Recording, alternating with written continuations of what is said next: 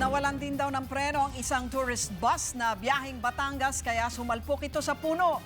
Patay ang 6 na guro na dadalo lang sana sa seminar. Umaksyon si Roman Lopez. May stulang napitpit na lata ang tourist bus na ito matapos mahulog sa gilid ng kalsada sa mataas na kahoy sa Batangas. Sa larawang ito, makikita ang pagtutulungan ng mga residente at rescue teams para mailigtas ang mga pasahero.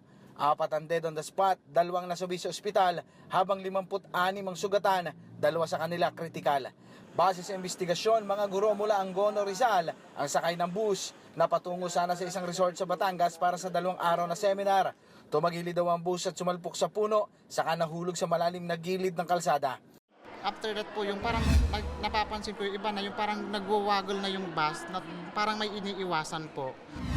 Ayon sa ilang nakaligtas, tila aburido raw ang tsuper.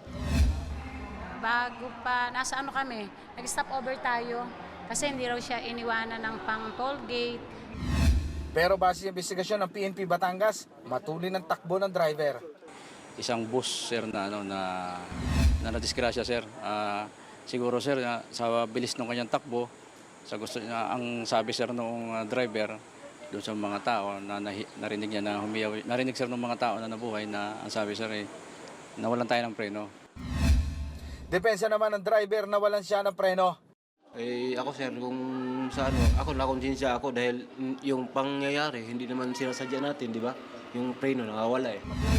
Kasama sa nasawi ang principal na si Sinaida Replan, 49 anyos, doble dagok daw ito para sa kanyang mister. Hindi, kasi yung anak ko may sakit, hemophilia po.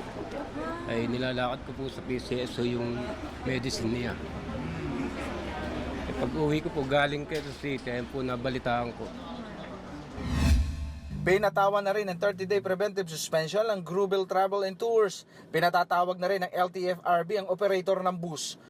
Umaaksyon, Romy Lopez, News 5. Be sure to come back. Use 5 everywhere. Copyright 2016.